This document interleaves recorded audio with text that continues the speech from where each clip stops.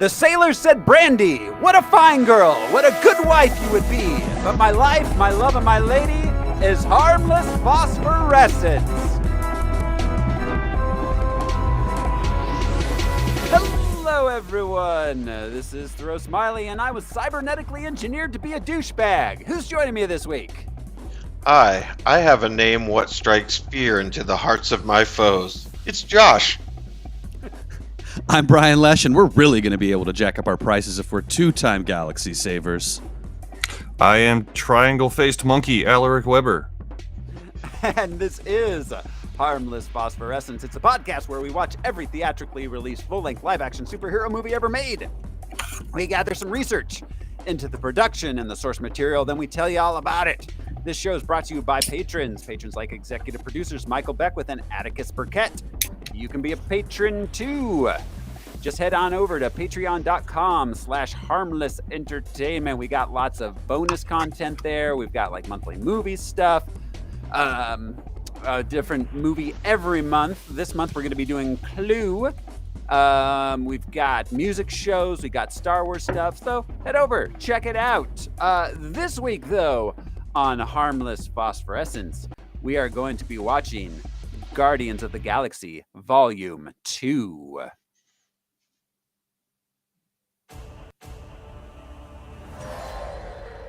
The fate of the universe lies on your shoulders. Now, whatever you do, don't push this button. Because that will set off the bomb immediately, and we'll all be dead. Now, repeat back what I just said. I am Groot. No! No, that's the button that will kill everyone. Try again. I am Groot. Mm-hmm. I am Groot. Uh-huh. I am Groot. No!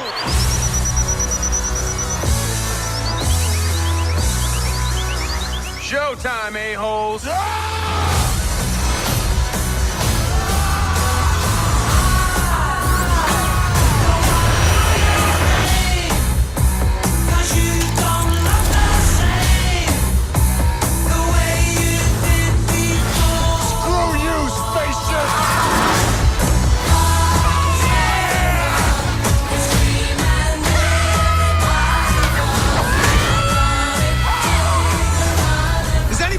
Tape out there. I want to put some tape over the death button.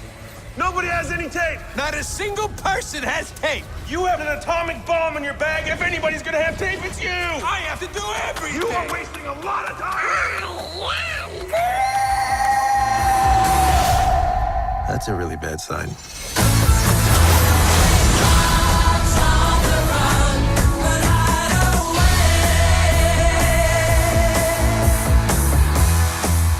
Touch someone, I can feel their feelings.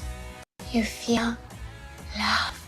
Yeah, I guess I feel a general unselfish love for just about everybody. No, sexual love. No, don't. For her. No. She just told everyone your deepest, darkest secret. Dude, come on. I think you're overreacting a little bit. You must be so embarrassed. Do me. Guardians of the Galaxy, Volume 2. It was released on May 5th, 2017. It has a running time of 137 minutes. It cost $200 million, and it made $863 million. So it's, typical Marvel numbers there. Yeah. This one, I don't know. I personally really like this one, maybe even more than the first one, but I know that's not a popular opinion. No, it's my opinion as well. Interesting. And the first one was great. So, they just turned it up to 11, if you ask me. It's not like the first one wasn't. But yeah, the first one was great. We got to spend a lot more time with the characters this time. But I was wondering, guys, are you all ready to play the box office top 10 game? And how? Always. Groot. This is the game where I'm going to describe the top 10 movies of the week of May 5th, 2017. The guys are going to try to guess what movie I'm describing based on the Box Office Mojo description and whatever else I do to change that up. Yeah, that's the game. You ready to jump in here, fellas? Yes, sorry. Yeah. All right. Coming in at number 10 for the week of May 5th, 2017. A mysterious map sets our heroine and her friends on an exciting race through a forbidden forest, leading to a discovery. It's Dora the Explorer. Is that right? No, it is not. It is not Dora. Well, then that's ridiculous. John F. Kennedy. Dante's Peak to... All right. This is it's an animated film. It's one that I just found out existed, and it's based on a much older property. They made some live action movies of this. It was originated in the 80s. Pippi Longstocking? No, that one's way older. She never needed a map. She's a superhero. Yeah. Well, Badass. basically, she is. Oh, God, I'd love to do the Pippi movies. Let's add that to the list, Thoreau. Oh, they're on the list. The Pippi movies are on there. Good man. The 2 Apple Dumpling Gang. All right. This was in the 80s. It came, yeah. Strawberry Shortcake. You're on the right track. Thinking redheads. It's called Smurfs, The Lost Village. Was there another lady Smurf in the Lost Village? Is that why they went there? Yeah. Like we need I to think the expand second gene one, pool. there's another female. I don't know. We got another girl, guys. You know, it probably would have been Finally. better to have a village full of women instead. They're like, Oh, God, we can yeah. finally have a dance. I think in the second Smurfs movie, live action, there was a second female, but they were slightly off from Smurfs. Gargamel created a couple more because he created Smurfette in the beginning. Yeah. They were not quite In the Smurfish, but I was sitting in a dental office and saw 15 minutes of Al Smurfs. is up on his Smurf lore. That seems like that's worse than a dentist appointment, is I watching know. that movie. That sounds smurfing awful. Yeah. Number 9. Coming in number 9 in the box office top 10. Desperate to pay the bills and come through for their loved ones, 3 lifelong pals risk it all by embarking on a daring bid to knock off the very bank that absconded with their money. This stars Morgan Freeman, Michael Caine, and Alan Arkin. Oh, I remember this. The tagline is, "You're never too old to get even." All right. Old Dog? So, No, Is that it? no, not Old Dogs. get off my lawn. That doesn't have Clint Eastwood in it. It's got a title that's not very memorable. It's called Going in Style. Okay. Yeah. Yeah, no one was ever going to guess that. Number 8 in the box office top 10 this week. Frank, a single man raising his child prodigy niece Mary, is drawn into a custody battle with his mother. Hey, this stars Chris Evans. Frank. It's Chris Evans, McKenna Grace, Lindsay Duncan, Jenny Slate, and Octavia Spencer. Directed by what's his face that did 500 Days of Summer. I've seen this, and I don't remember what it's called. Van Sant? Is that the director? No? No, it's not Gus. Who did? It was I think he did a superhero movie, I think, didn't he? I think we saw one. There was a superhero movie that we did with him. I can't remember what it was though. I don't. Oh, he It's did the Amazing girls- Spider-Man. He did the Amazing Spider-Mans. It's the girl's name, isn't it? No, it's not. No? It's a single word, and it does refer to the girl, but it's super generic. The title. Daughter. No, Oh. it's Gifted. Girl fight. Oh. Girl fight. Gifted. Yeah. Coming in at number 7. Oh, wow. Okay. When Shiva learns about his heritage, he begins to look for answers. His story is juxtaposed with past events that unfolded in the Mahishmati kingdom. Oh, Yeah, this is Bhagavad Gita, the movie. this is a sequel. It's it's an Indian film, if you couldn't guess. I have no idea whether it's a musical or not, but it is a sequel. There are definitely musical elements. And you guys are never going to guess it unless you Slumdog Millionaire 2. Jesus. Still slumming. It's called Bahubali 2, The Conclusion. Man, I love it when a movie just fucking tells you. Tells you what's happening. They really painted themselves Yeah. into a corner to expand that universe, man. Like, no, The Conclusion. Yeah, if they make a third one, it's going to have to be like the Re-Bahabaliing or something. The Head prologue. fake. Yeah. Coming in at number 6 this week. A woman lands a dream job at a powerful tech company, only to uncover an agenda that will affect the lives of all of humanity. This stars Emma Watson and Tom Hanks. I had no idea this movie existed. Oh, I remember this movie. I can't think of what The Net. It's The Something. It isn't is The Something. Yeah, absolutely. The IT department. The very, very basic generic noun. It's not The Social Firm? Network. Wait, what did you say, Startup. Josh? The Startup? I said The No. Firm, which is a John Grissom, but The Startup? No, even more generic and basic than that. The Company. Think basic shapes or think basic shapes. The The circle. Circle. The circle. Yes. The Trapezoid. Be broken by Emma Watson. Shapes the movie. She's like, it is now complete. When I left you, I was but the learner. Now I am the master, Tom Hanks. And coming in at crazy. Coming in at number 5, A Selfish Prince is cursed to be a monster. Oh, Beauty and the Beast, starring Yeah, Emma Watson. another Emma Watson movie. Yeah. Cleaning up. Yeah, good she for her. is. Gave her a few years to do nothing. Yeah. To do humanitarian work, I guess. Yeah. And schooling and yeah.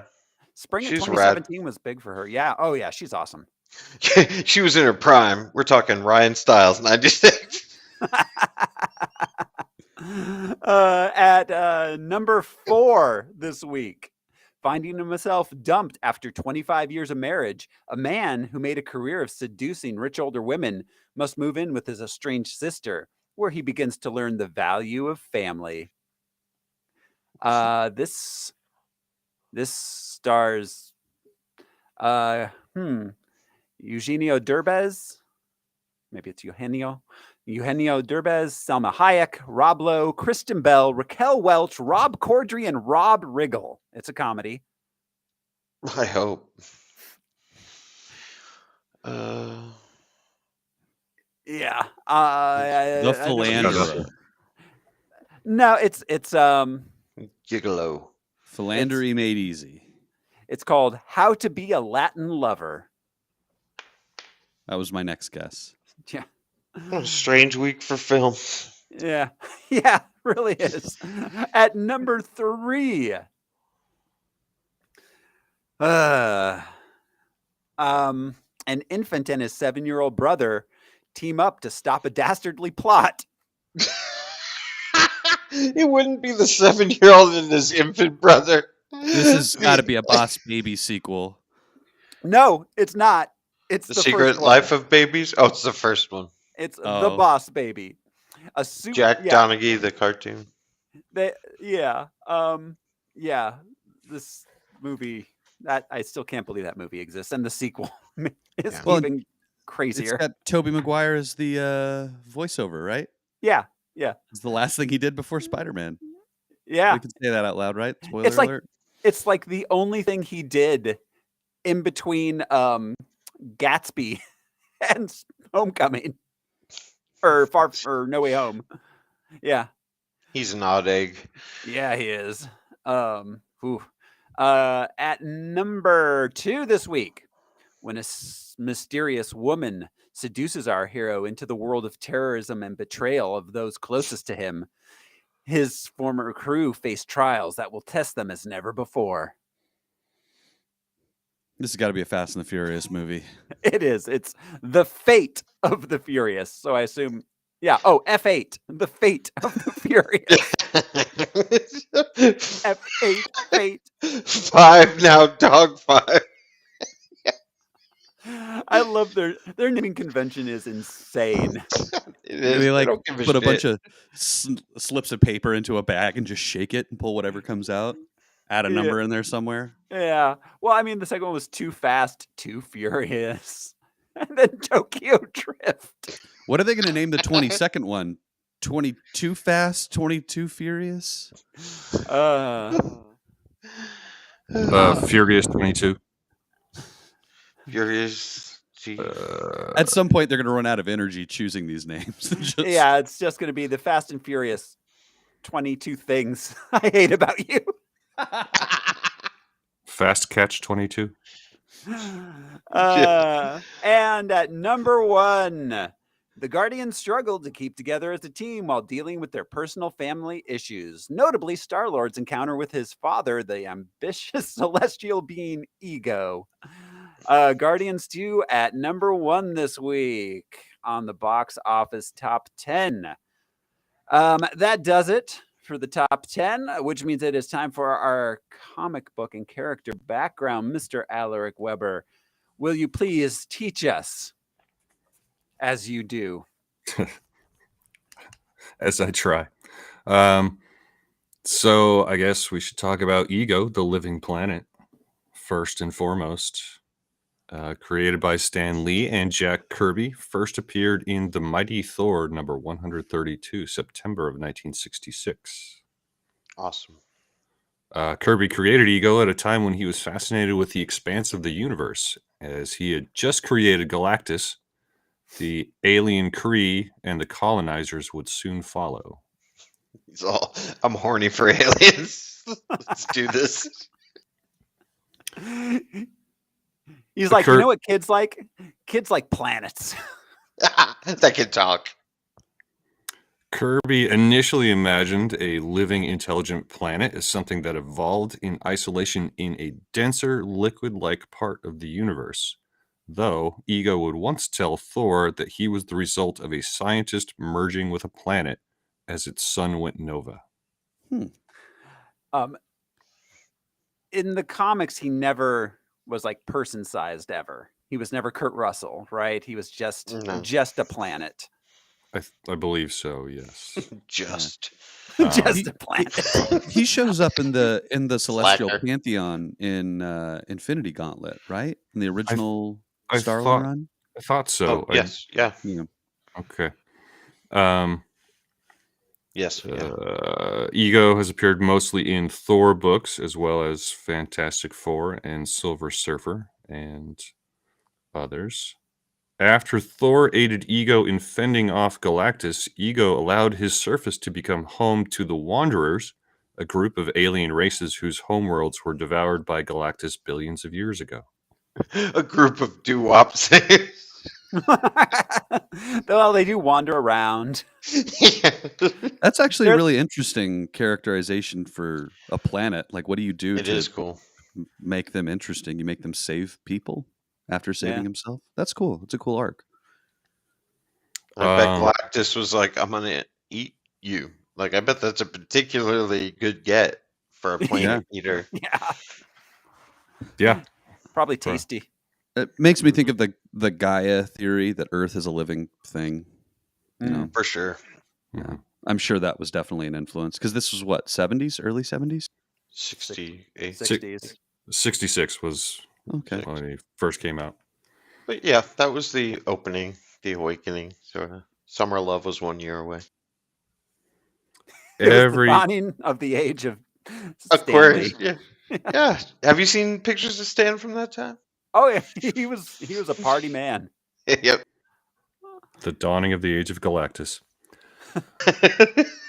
When the moon Every part of the living planet, including the atmosphere, is controlled by the consciousness of ego. Also, the magnetic and radiation fields. Ego can transform the surface of the planet to appear as a giant face from space. Ego can transform the surface into a cold, dead world or a beautiful paradise at will. Depending on how emo he's feeling.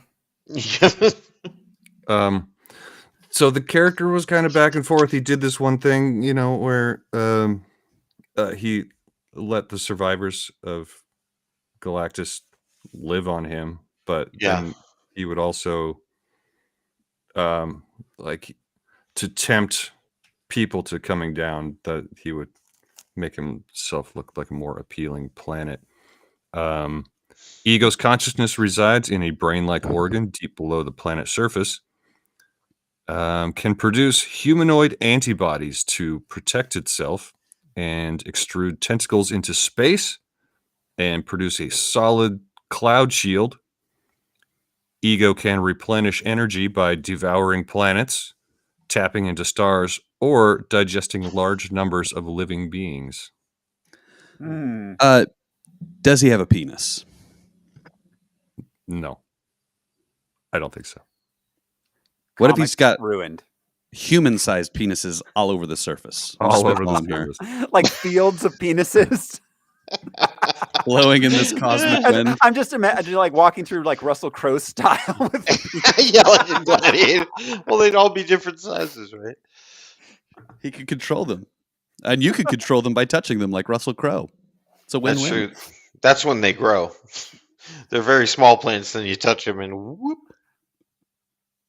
Ego can generate psionic energies on par with Galactus. It can project energy blasts to obliterate starships or planets nearby. Ego can read minds and communicate telepathically and is exceptionally intelligent. Oh, not genius level. Not genius level. Not a genius as Reed Richards. Which goes to show it's not the size of your brain, it's how you use it. That's right. It's all about your penis field. Yeah, he expended way too much energy creating that field of penises. For only him to laugh at. He's been thinking with his dick. His ego. Mantis. Mantis was created by Steve Englehart and Don Heck. First appeared in The Avengers number 112, June of 1973. The character has been depicted as a member of the Avengers and the Guardians of the Galaxy, as the bride of Kang the Conqueror and the mother of the celestial messiah Sokoya. Yeah, she's the celestial Madonna. Yeah. Yeah, but I didn't know cool. I didn't realize she was married to Kang. Oh, I hope didn't she know that meets either. Kang in the future. I would love that. They're so weird, both of them. Yeah, it's just funny married. I don't know. Like obviously people pair up in comics, but just like Kang stopped to like plan a wedding.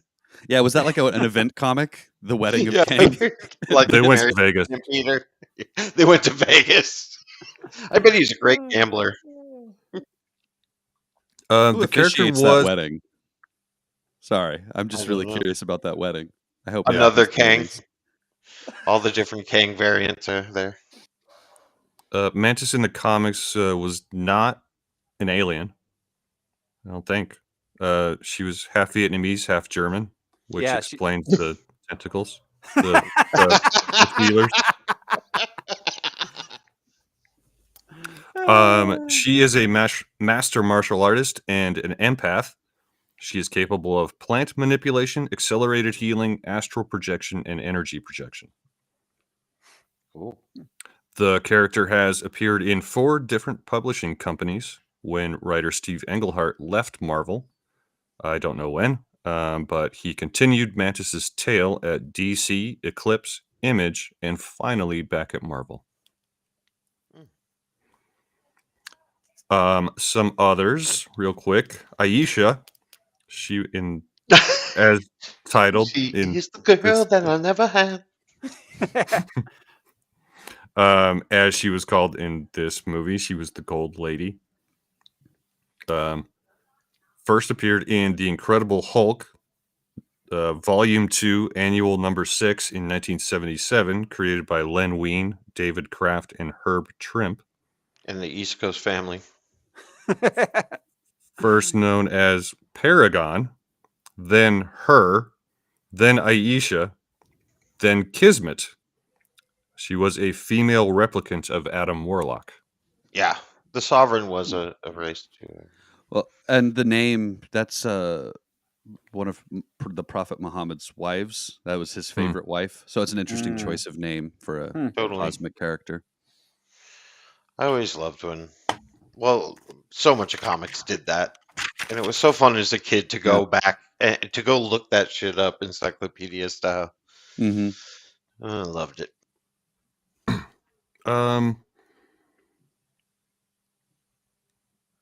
Stakar of the House of Ogord. Kiss your cat with that mouth? In this movie was simply named Stakar Ogord. Stallone. Yeah. Yep. In the comics, also known as Starhawk.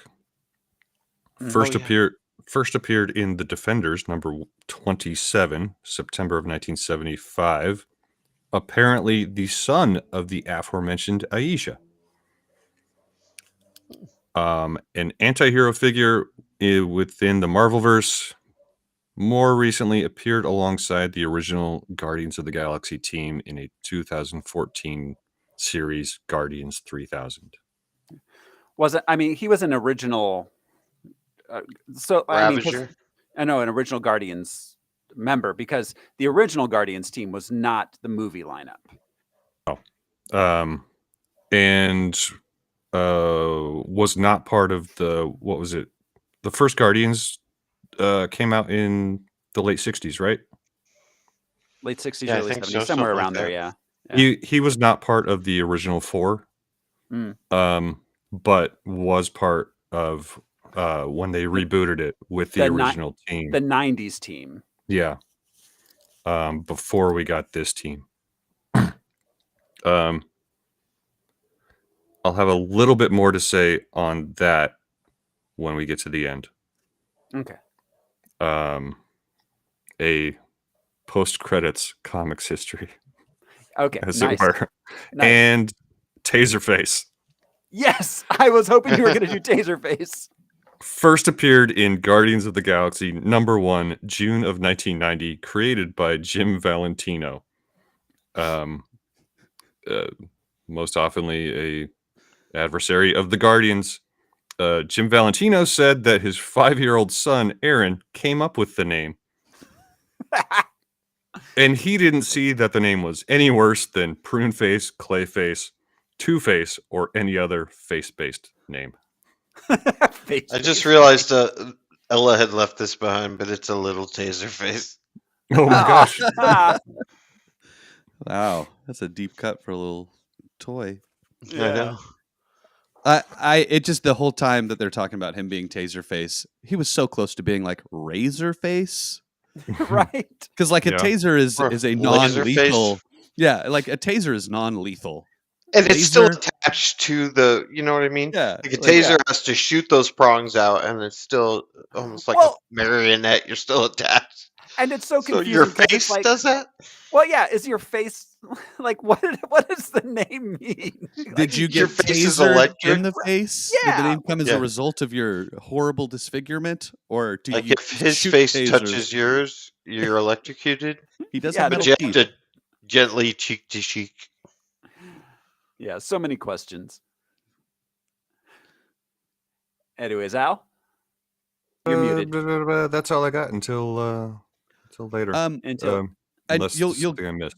You're going to get to the Ogord cameos, right? Uh, Yes. Yeah. The only question that I have is Aletta and Stakar. They both share the surname Ogord. Are they married?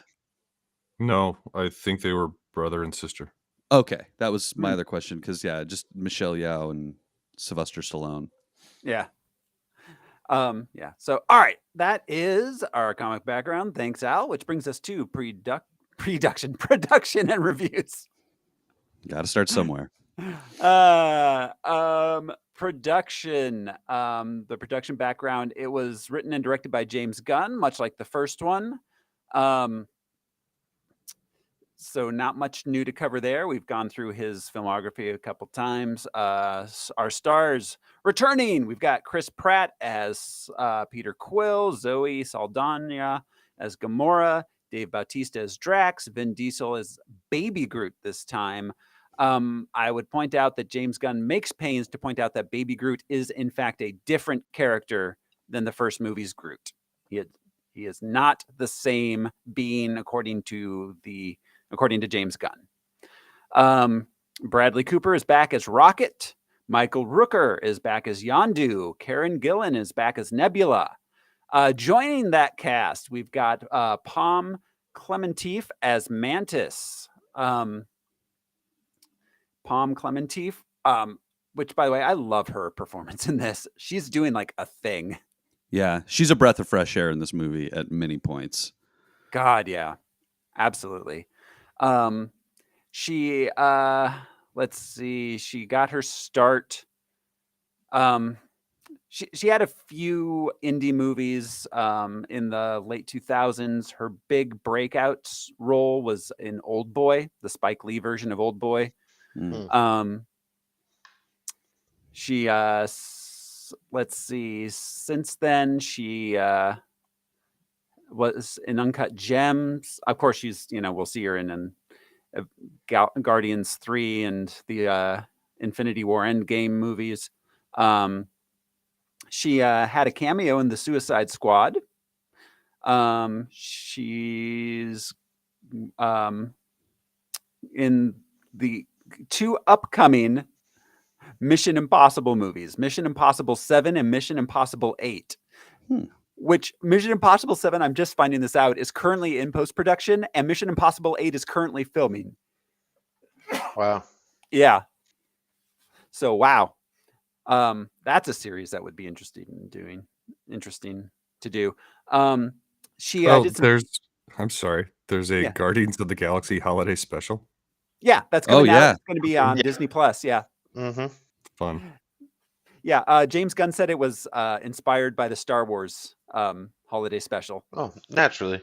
But a lot of shows have, like He-Man had one. But anyways. Yeah, but I mean, so it's a movie series, but he said it's going to pay homage to the Star Wars holiday special, so that'll be interesting. I love it. Yeah. She was also. Do you think we'll get like Drax singing holiday songs? Yeah. I mean, I hope that we get his family. I hope that we get his family in that. But they're all dead. Maybe memories of his family. I assume that Chewbacca's whole family was all dead too, but good point. Pom Klementieff also had a run on Westworld for a while. We've got Elizabeth Debicki as Aisha. She's 6'3", by the way. Wow. God. Yeah, and you can tell. Yeah. I don't know. Did you guys see Inception? Yes. Yeah. Because she plays a timid woman in that at 6'3", and the whole time I'm like, you seem scared, but also you seem dangerous. Yeah, and I just kept wondering how many apple boxes was Kenneth Branagh standing on? Because Branagh's like 5'8", right? Yeah. Oh. Yeah. Mm-hmm. Yeah. So yeah, obviously, like she's probably best known for Tenet and The Great Gatsby. She played Jordan in The Great Gatsby. She was in let's see, the 2015 Macbeth. The Fassbender? Yeah, the Fassbender Macbeth. Who did she play in Macbeth? She was Lady Macduff. God, she had to tower over everything. Lady McCheese. She was in The Man from U.N.C.L.E. with Superman. She was. Let's see. She was in Valerian and the City of a Thousand Planets, a movie I would love to cover on this. Oh, someday. That movie's bonkers. Yeah, I love it. It's so bad. God, yes. The Cloverfield Paradox. She played Mopsy in the Peter Rabbit movies. And she will be in Guardians 3. Yeah. Yeah. Chris Sullivan as Taserface. I didn't realize he was the guy that got killed, the nice restaurant dude that got killed in the first episode of And Stranger Things. Yeah. He's Yeah. he's on that terrible show. What is it? This Is Us. That a show that my wife I watched the first few seasons with her, and then I had to tap out because, oh my God, it's awful.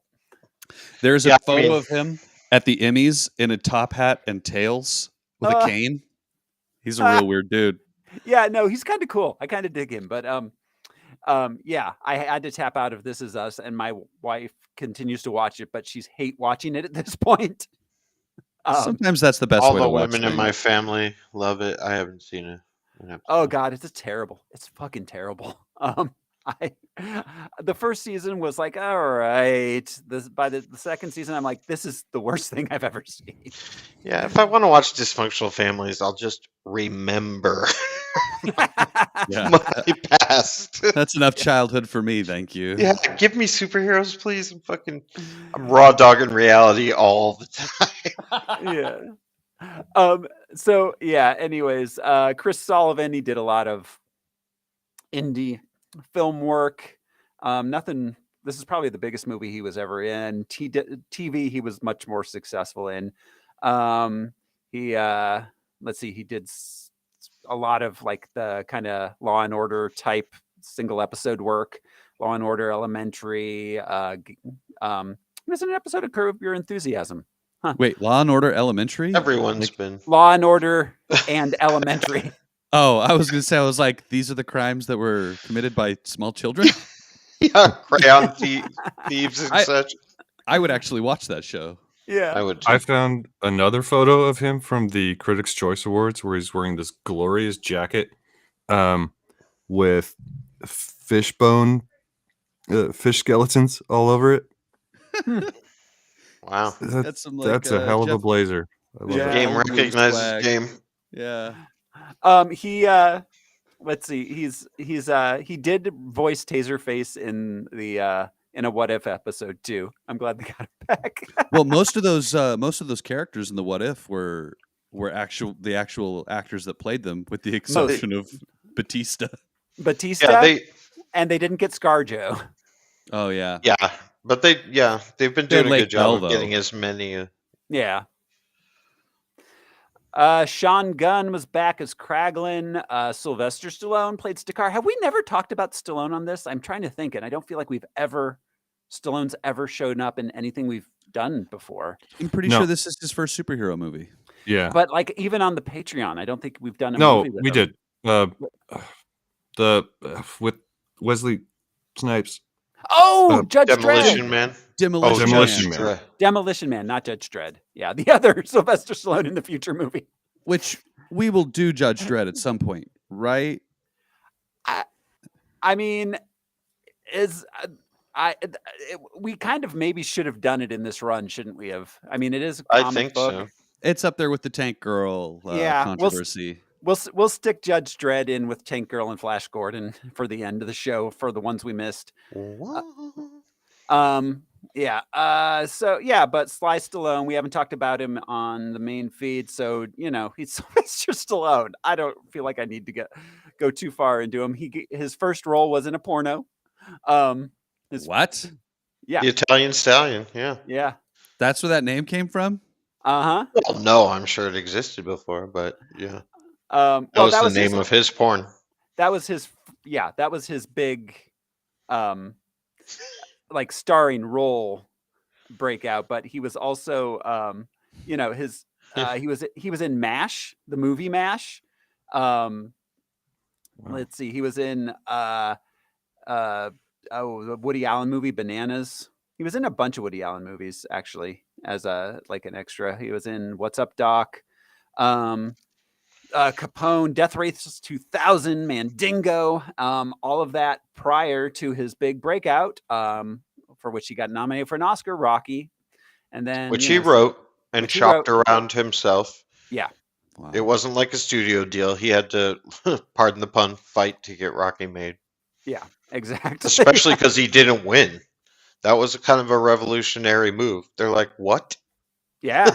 Because Hollywood loved making boxing and fight movies, and yeah, they're like, he doesn't win. Oh my God! The woman. I just realized we got Tango and Cash in this movie.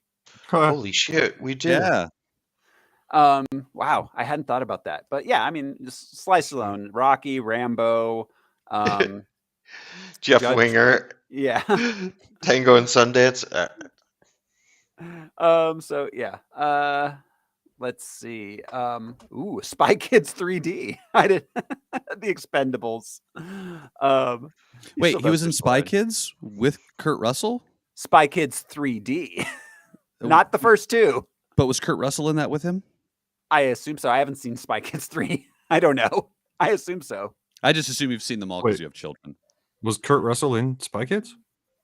I didn't remember him. Antonio thought so. Banderas was. No. Was Maybe Kurt- I'm thinking of Sky High. Oh, you're no. Yeah, you're thinking of Sky High. What? Yeah, Sky High. That was. Yeah. So that's. Well, the answer is only yes, because obviously Hollywood is about 120 people. Yeah. If they work together, yeah, probably. Probably. There's only that many people. Yeah. Kurt Russell. Is this our first? I know we've talked about him on the. Oh, we talked about him in The Thing. The Thing, yeah. Yeah. Yeah. Andrea says Kurt Russell was not in the Spy Kids movies. Okay. Yeah. So yeah, Kurt Russell we've talked about before. On the main feed. Let's see. We had Laura Haddock back as Meredith Quill.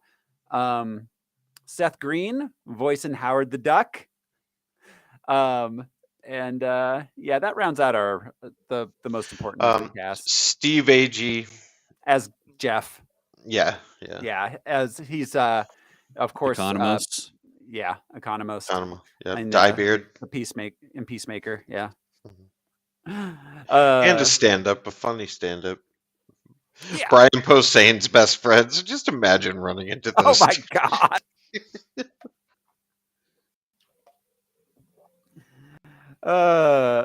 If they were the gay couple on the Sarah Silverman show. That's right, they were. Oh my God. This movie has 85% on Rotten Tomatoes. That rounds it out. Guys, are you ready to jump into the movie? Let's do it. No one said it. No one says it's showtime, a-holes. All right, here we go. Oh, man. This is Guardians of the Galaxy Volume 2. We open in Missouri on Earth in 1980. I just want to say Brandy, You're a Fine Girl is my go-to karaoke song. And it has been for years. I love it. That's a good one. Oh, yeah, that's something I didn't even really talk about, the soundtrack. I just want to briefly run through some of the needle drops. I kind of think this one's better than Volume 1, the soundtrack. But it's supposed to be, right? Yeah. Is it supposed to be better? I don't know.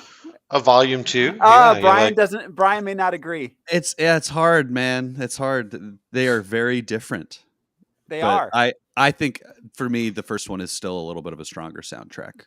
Except for the damn credit roll with Parliament. Flashlight. When that dropped in the movie theater, I was just like, that's amazing. So Volume 1 feels a little bit it feels like it's a little too like Tarantino in the 90s.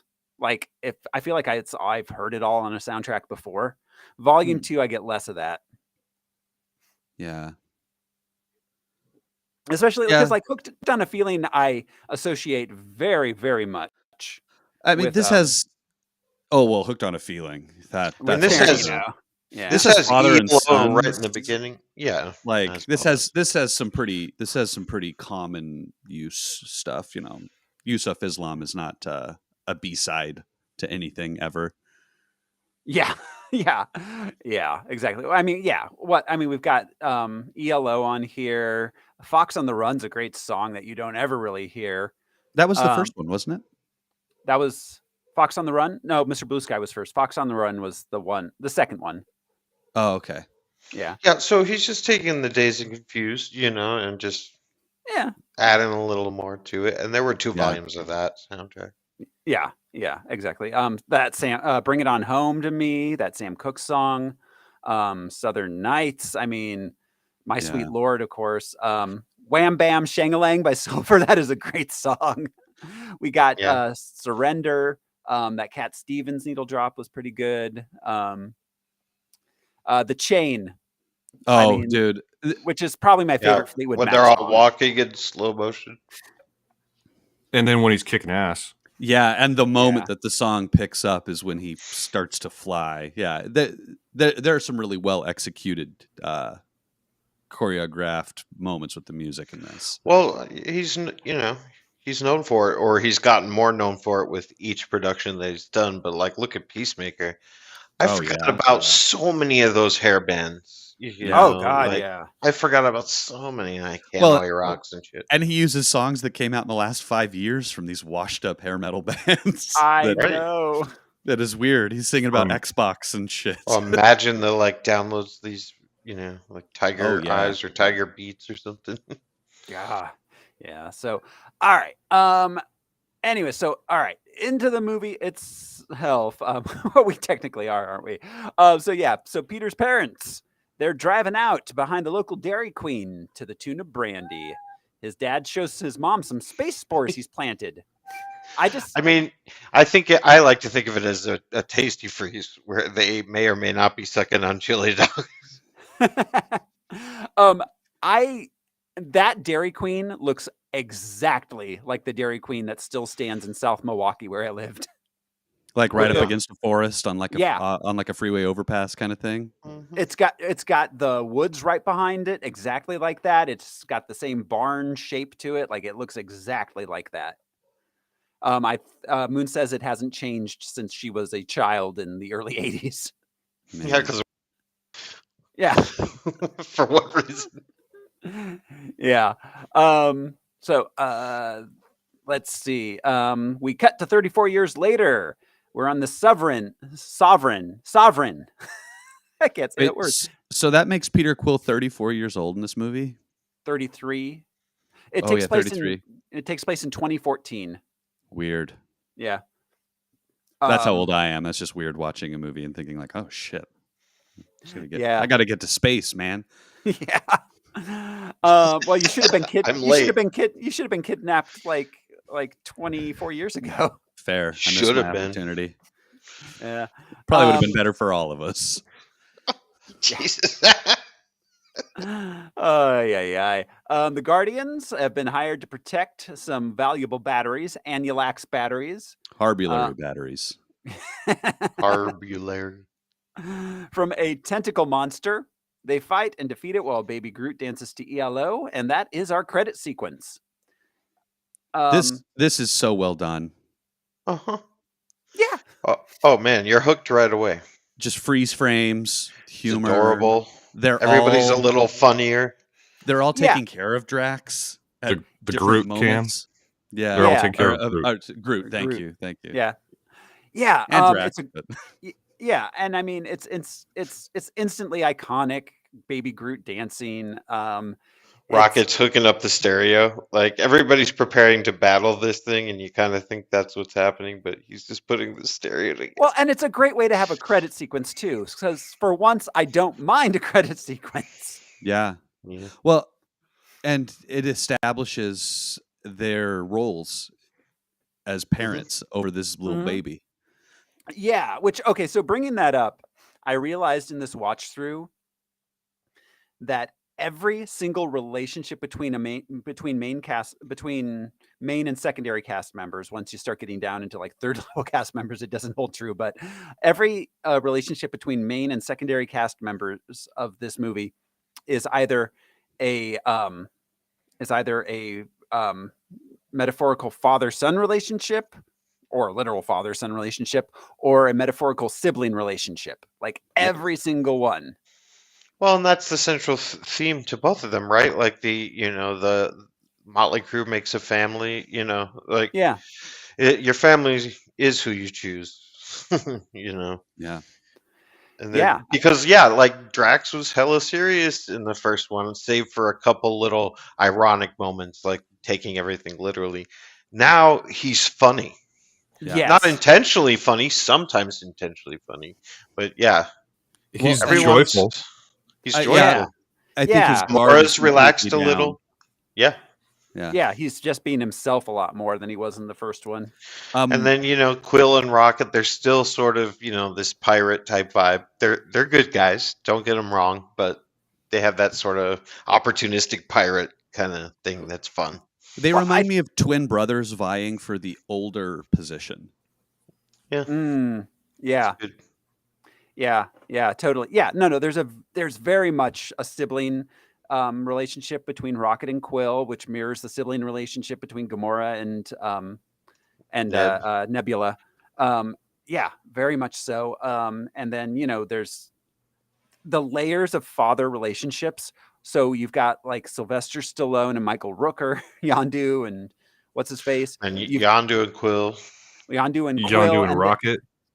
Yondu Yeah. and Yondu A and little bit. Rocket, a little bit there. Then you've got the Quill and Ego, of course. Then you've got Quill, and by the end, Quill and Groot have a father-son relationship. So Yeah. like just the levels of father-son relationships happening in this movie. Drax and Mantis also. Yeah, Drax You don't and see it Mantis. happening until it happens when he tells her explicitly, you remind me of my daughter. You can use the word father, or you could use the word guardian. Ego made Quill, but Yondu was his guardian. Yeah, Guarded him that's for an 34 interesting- years. It's right there in front of us. I don't know. But I don't know how I missed that. That's the different relationships. Like, that's the dude that made me, but that's the dude who protected me. Yeah. Mhm. Well, My like you said, guardian. he may be your father, but he ain't your dad. He ate your daddy. Yeah. I love Michael Rooker so much. Oh God, yeah, he's great. I know my mental moment's funny. All of my father figures have threatened to eat me at some point in my life. Same. Well, yeah. I mean, if they don't, what's even the point? Right. It's evolution, man. Look it up. So Aisha, the leader of the Sovereign, rewards the Guardians with Nebula as a prisoner. They caught her trying to steal the batteries. Gamora plans on handing her over to the authorities on Xandar for a bounty. Aisha and Peter flirt, and we learned that Rocket stole some of the batteries himself. I love it. He can't help but steal. He has no reason. But Right, and yeah, and I you love it. You see him stealing the batteries too as they're leaving the platform. Like it's happening off to the side. Right. He's like, oh, she's gonna cop an attitude. All right then. Yeah. We should mention James Gunn did the mocap for the Groot at the very beginning. That's him dancing like an idiot. It's pretty fun to see James Gunn do it and then watch Groot do it afterwards. It's such a fun and sweet song, too. It is. Mr. Blue Sky. Mr. Blue Sky is like an all-time great song. I think it's about him having his kid, but yeah, Jeff Lynne. I mean, well, and he said he was basically trying to write a sequel to Good Day Sunshine. I mean, ELO clearly is very Beatles inspired, but you can really hear that. They're both Wilburys. Yeah, Jeff Lynne and George Harrison. Yeah, but and I just have to say the production on that whole ELO album, I can't remember which one it is, but and that song in particular is insanely off the hook good production. Everything's so crunchy. Yeah. He's an incredible producer. That 70s like ELO prog rock production sound is just insane. I love it. I had the radio playing at school during one of my classes, for kind of like a study hall. But "Livin' Thing" by ELO came up, and one of the kids had to ask. It's like, what's the name of this song? Yeah. So I had to write it on the board. That's awesome. Don't let me down. Education. Don't bring me down. Yeah. Killer. So, all right. The Guardians leave the Sovereign. Peter and Gamora fail to flirt. He tries. Drax tells Peter to forget about her.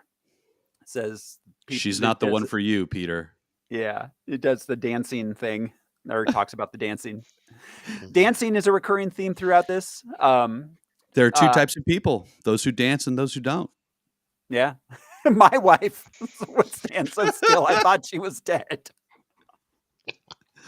It made my nether regions engorge. Yeah. I love Drax. Yeah. They're quickly attacked by the Sovereign with a fleet of drones due to the stealing of the batteries. And I love that they're so uptight they don't even like fight themselves. You know what I mean? Like they don't get dirty at all. Yeah, the Sovereign are like perfectly cloned and grown in pods. They're a race of golden gods. Yeah, it's really weird to suss that out because they're perfect, yet they don't mate. But then why are they so intent on preserving every life, yet they don't care about each other? It says a lot about that like superficial nature of people. Your name is Aisha? I could have sworn it was Best Supporting Actress in a feature. They look like I don't know. It's not sexy at all. No, I loved the infighting with them. Like the last guy when he gets shot, and they're like, oh, typical. You suck, Xylac.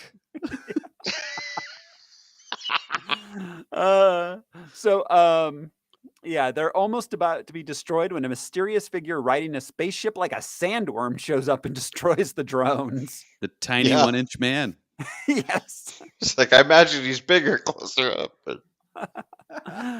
The Guardians escape through a quantum asteroid field. The quantum asteroid field was cool. That's a cool idea. Yeah.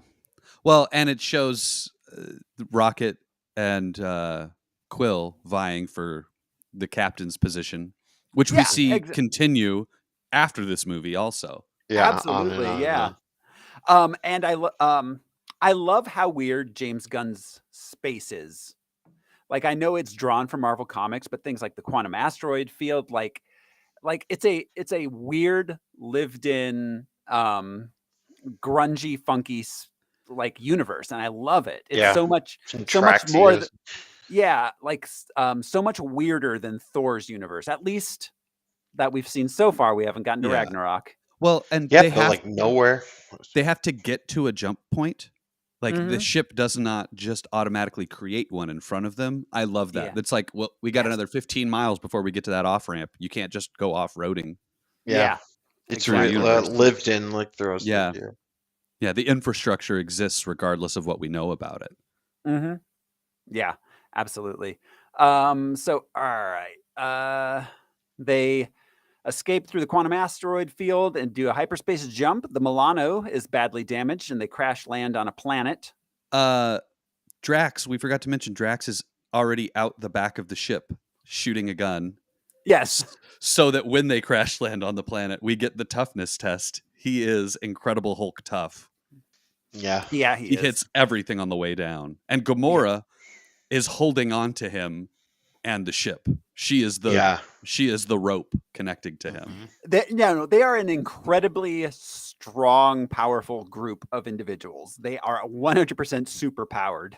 Well, and it's important to establish that, I think, in this movie, because they didn't face a supernatural threat the same way in the first movie that they do in this movie. You know? Yeah. Mm-hmm. Yeah, absolutely.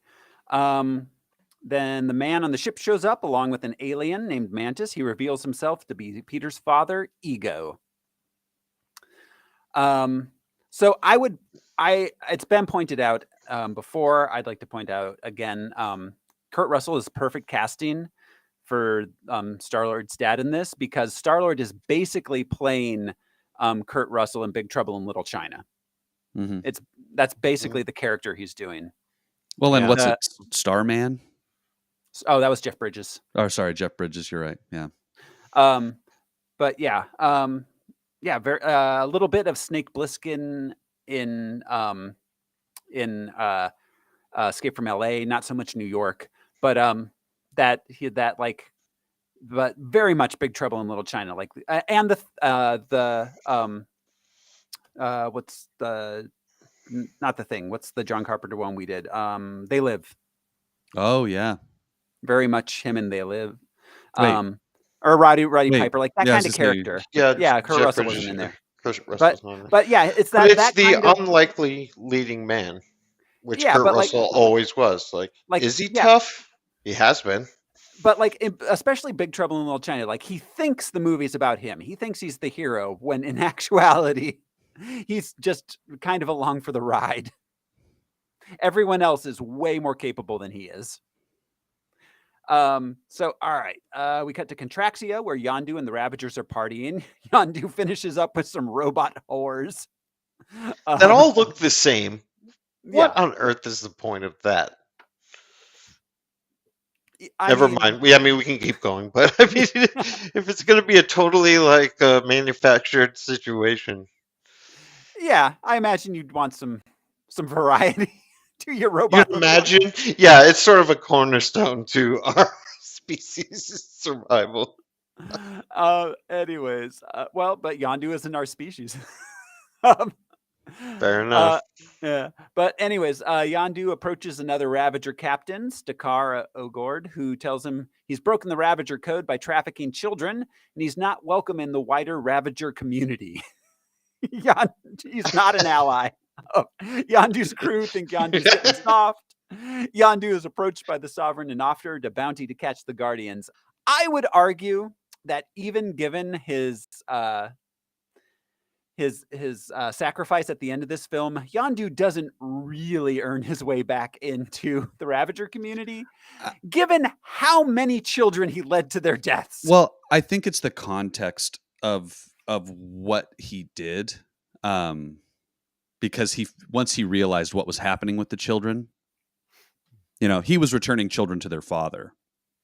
Yeah, as far as he knew, and once he realized that he was consuming them or killing them, then he changed his ways.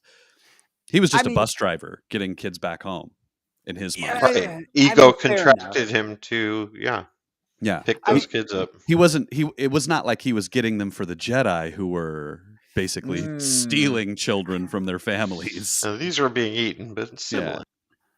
Yeah, fair enough. All right. So Peter's dad, Ego, reveals that he hired Yondu to deliver Peter to him when Peter's mother died, but Yondu kept Peter for himself. Ego invites Quill, Gamora, and Drax to his home planet. Peter is initially reluctant to go, but Gamora convinces him, telling him that if he's evil, they'll just kill him, which I would point out is exactly what happens. I love that they say it out loud.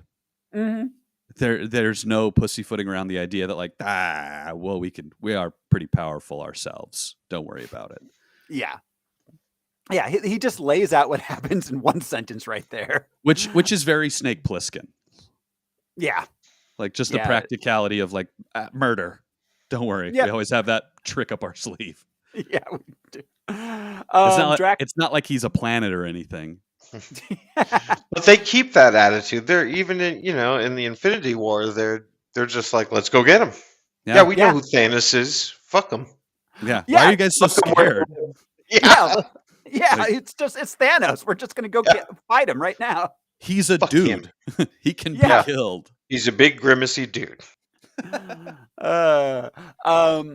Yeah, so Drax and Mantis get to know each other a little bit. Rocket, Groot, and Nebula stay behind to repair the ship. Drax and Mantis's relationship is one of my favorites in all of the MCU. Well, it's amazing. It is probably the best part of this movie. Yeah.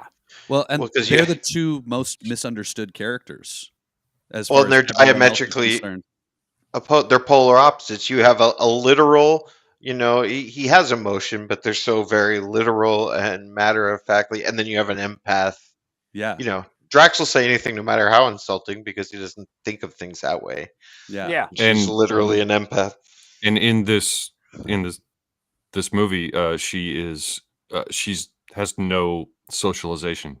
She has been raised on Ego her entire life and not known any outside interaction. Yeah. And of people to teach her how to be social is Drax. Yeah. The Well, yeah, destroyer. exactly. I was going to say she looks to Drax to teach her to teach her social cues, and he is the single worst person who could possibly teach her social cues. So she's smiling at him. What are you doing? He's like, I am smiling. I am told that it makes people like you. Not when you do it like that. Not. You're hideous. And I mean, it's interesting because Quill, Gamora, Rocket, and Groot, none of them have the time of day for Mantis. None of them care. They don't give her a second thought. But Drax is curious, you know? Yeah. So, all right. Let's see. On the journey to the planet, they get to know her. She does the reveal that Peter's in love with Gamora. We see her. Another hilarious moment when she touches Drax, and the sheer joy. It's like, I've never felt such humor, and they're both laughing and pointing. Yes. At Quill. Well, so good. And Gamora is so closed off that she does not want anyone to know about her feelings. Yeah. I have a feeling she was punished a lot for showing any emotion. Oh yeah. Yeah. I have a feeling she was punished a lot for everything. I mean, for everything. Fucking Thanos. But he favored her in some ways. But yeah. Yeah. Just that full-on art of war. Like, don't fucking just stab. Mm-hmm. No feeling. Yeah. Let's see. Back with the broken ship, Rocket's ambushed by Yondu and his Ravagers. Rocket takes most of them out. He's finally captured by Yondu, but when Yondu reveals that he isn't going to turn Peter over to the Sovereign, Kraglin, his first mate, Sean Gunn, questions his objectivity, and the crew mutinies, led by Taserface. Well, and Rocket laid a trap for them, which is really, it shows how intelligent Rocket is. He knew that someone would come looking. He puts his radio in the ship and is not there to be found. It's really clever. When all of the Ravagers were being gravitationally propelled out anti-gravity, the anti-gravity thing, there's the faraway shot of them, of their bodies just Southern jumping above the tree line. I thought I was watching a Pixar movie for a second. Well, very Looney. I was going to say very very Looney Tunes. There you go. Yeah, and matched with that song so perfectly. You know. Yeah.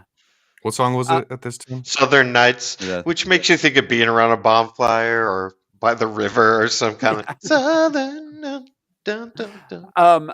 So what's interesting? So with the first Guardians movie, they made a ton of Rocket merchandise because they were expecting Rocket to be like the kids breakout, like we love Rocket. But just Bradley Cooper dolls.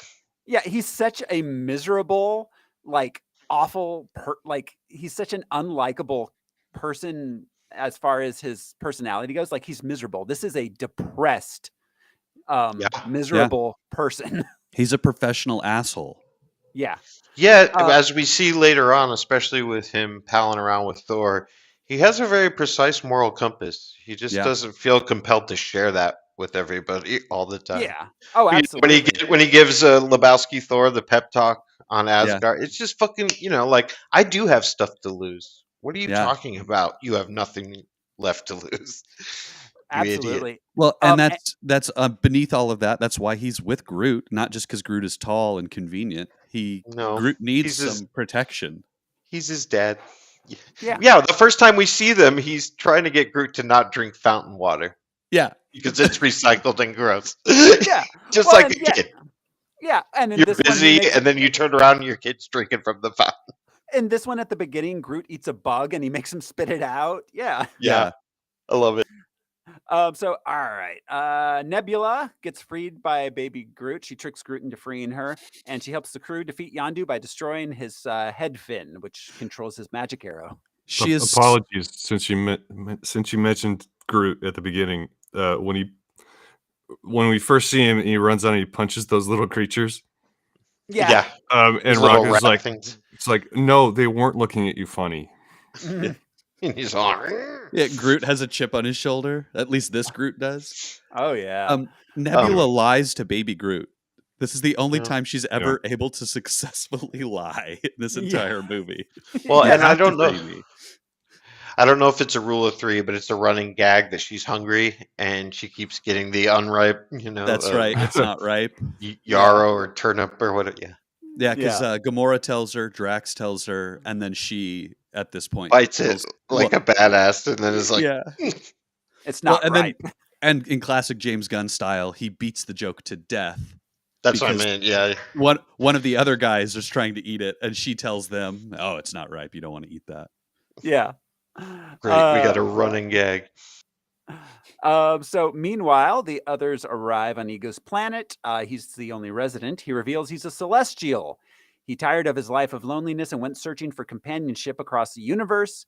He visited many planets, including Earth, where he fell in love with Peter's mom. So, I wonder if it's been thought out, but do you think he's a celestial that, was seeded onto a planet but just didn't do the emergence? Instead bonded with the planet? You know what I mean? Celestials have to emerge. At least that's what the MCU has told us now. Well, he says he created the planet around him. So So he's like Airshime. He doesn't need to be, I guess. I have a big question about Eternals and all of that with relation to Ego and his plans for Earth. Yeah, me too. So maybe I'm getting ahead of my stuff. Sorry. My quick and dirty headcanon on this is that he just was never injected into a planet. He is the seed itself. He formed, and he created a planet as a result of floating through space for an eternity. Oh, right. And then he spreads his... Yeah, okay. What would have happened if he had become...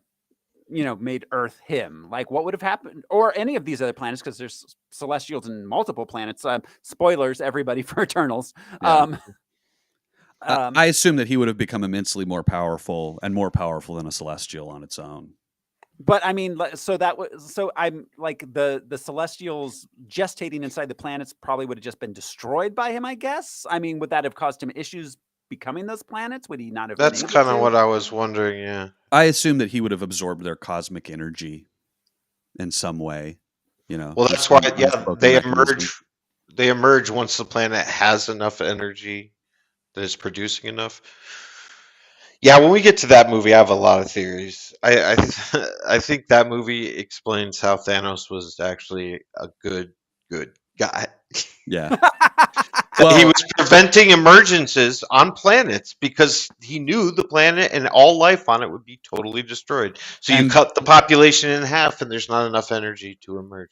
We'll get there when we get to the Eternals, but Chloe Zhao explicitly said that she had a story that involved Thanos being the good guy. Yeah, Star Fox is at the end, and he is an Eternal, and so I think that he knew about the emergence and told his brother Thanos.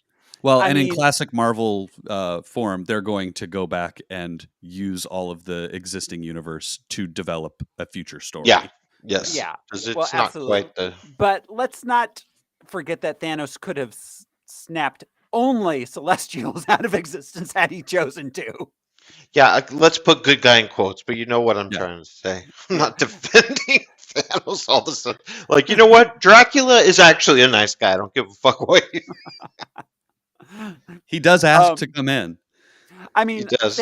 Yeah, he does. I'm not making the case that he's the hero. I'm just saying. Have you guys seen that tweet where it's like, as the knock at the door, and it's like, hello, we're vampires. We'd like to talk to you about our Lord and Savior Dracula. And we're like, vampires? I thought you just bit people. No. We'd like to discuss our literature with you. Can we come in? Yep, exactly. Anyway, I've been bitten by a Mormon. Let's see. On the Ravager's ship, the mutineers are executing the crew that were loyal to Yondu. They imprison Yondu with Rocket while letting baby Groot roam freely as they adopt him as a mascot, even though they're not nice to him. Nebula gets a ship with the coordinates of Ego's planet and sets off after them to go kill Gamora. And they make Groot wear a little outfit, a little jumpsuit, a Ravager one, which, they think makes him more adorable, but he hates. He's a tree. Yeah. He doesn't want to wear a fucking jumpsuit. I love it. He acts the same way as when we try to put clothing on our dogs. Why are you doing this? Or a kid, even. Yeah, exactly. Like, we're gonna dress you up. Fuck you. The hat comment kind of shows why, because he's That's confused. Hilarious. Your silhouette changes, and I don't know who you are anymore. He's all, wait, that's why you don't like hats? You think his head looks weird, but then it turns out he's just a hat. Wait. The eye. I love the running joke that the funniest thing in the world to Rocket is stealing somebody's appendage that they might need. Well, and he collects, and he likes to collect them, and later on the thing with the arm and Bucky, and all of it. Ooh, I'm gonna get that arm. So meanwhile, Ego and Peter do some father-son bonding. Ego teaches Peter to use his celestial powers, and they play catch. Ego tells Peter he's immortal like him. They literally play so much weird shit with this. Yeah. Yes. Drax and Mantis bond some more. Mantis tells him and Gamora that she was found by Ego when she was a baby in her larval state, she says. Also, she has some sort of secret she's keeping from them. Back with the Ravagers, Rocket and Yondu get to know each other, and they decide to team up and escape.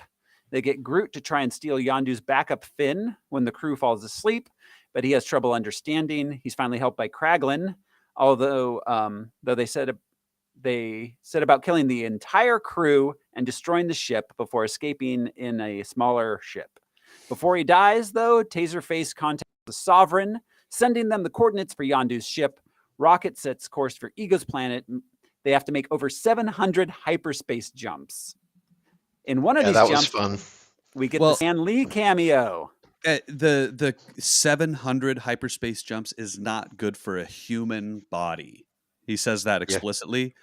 Mm-hmm. Neither Rocket nor Groot nor Yondu are human. He cares about Kraglin. Yeah. Which I thought was a really interesting subtext to that whole thing, where he's like, they can handle it, but Kraglin? Wait. No, he said mammalian. I thought he said human. He said mammalian. Okay. The subtitles. I distinctly remember thinking mammalian and thinking, is he? They're all mammalian. They all I guess Yondu's not reptilian. I don't know. Who knows?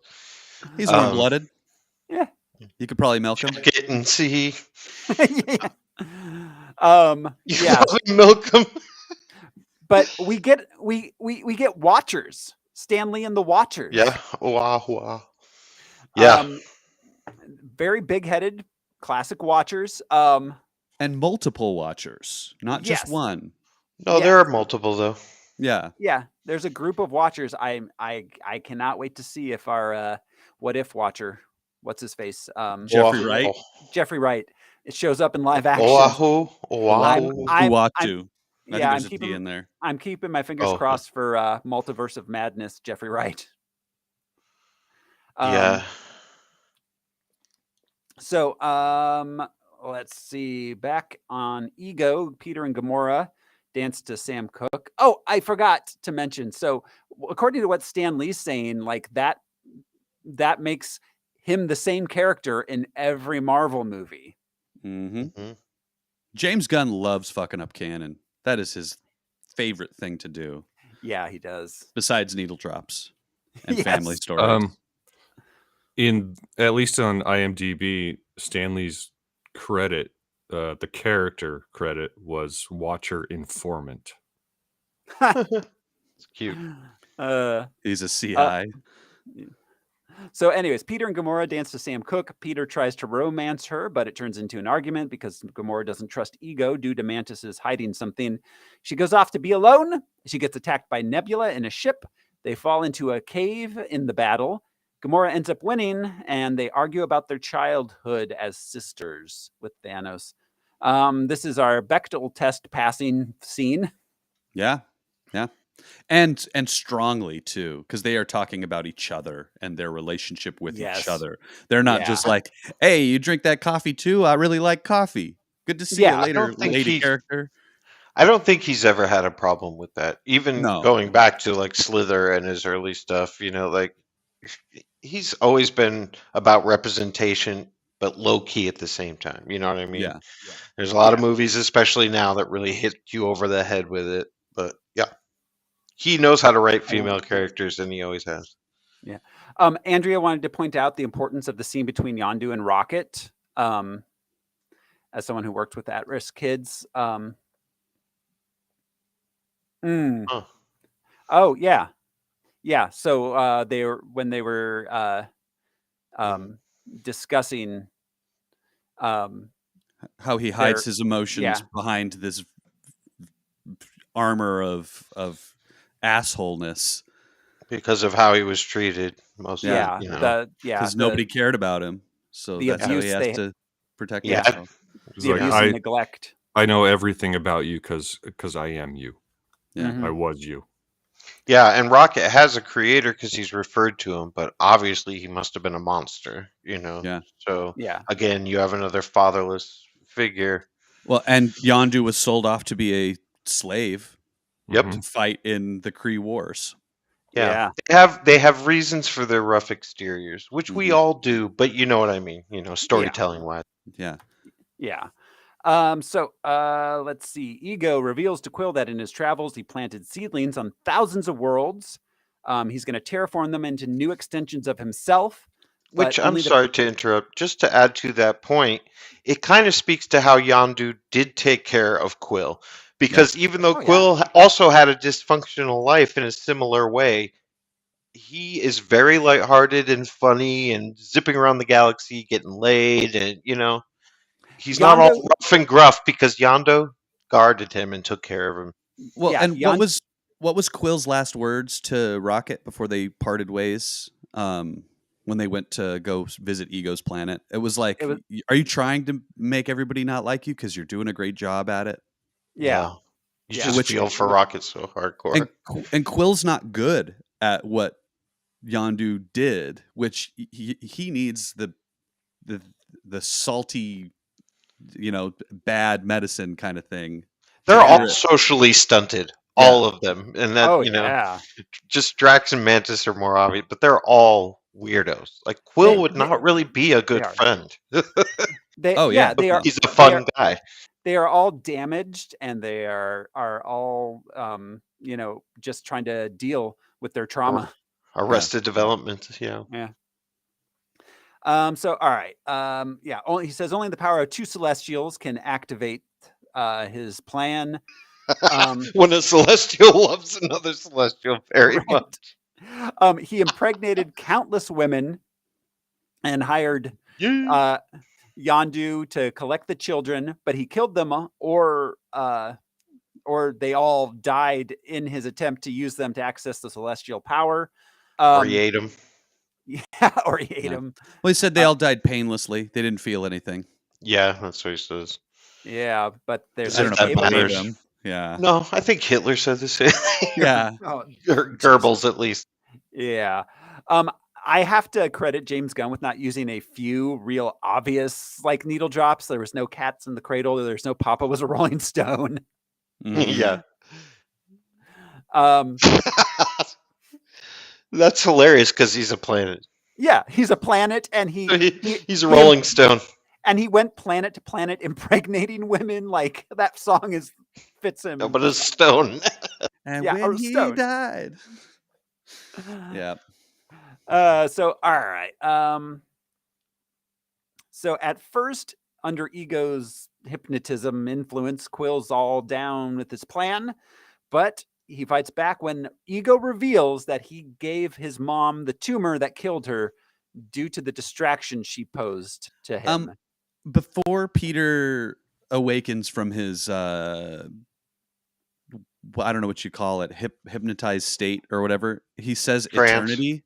Yeah, his trance. His eyes become stars. Ooh, like eternity, and he sees eternity. This shot. I think we're gonna see eternity. in the multiverse. Yeah. In fact, I think he's on the poster. But anyway. But yeah, this was just a great moment for him to become this cosmic being, almost like through the window that we see humanity or consciousness through, and then for him to come back to humanity the moment that he says, like, that's why I had to put that tumor in your mother's brain. Yeah, like what? Instantly blast the fuck out of him. Yep. 100% agree with that choice. Moms, no matter how much of a father story this is, moms. Don't mess with the dude's mom. Yeah, that's why you don't talk shit about people's moms. Nope. It's old as time. 1 sec, guys. I'm having a recording thing here.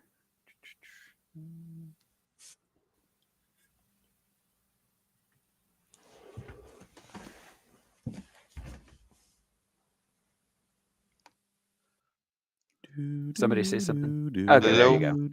We're good. All right. So, they all right. Yeah. Oh, and I also like how instantly he snaps out of that, and it's just like just shoots him. Like, anyways, I just started blasting. Yeah, 100%. When I was in the theater, I'm not a big like yell in the movie theater kind of guy. Man, I was hollering at this moment because I didn't expect it. I expected him to like try to figure out what he meant by that statement, you know, like diplomatically.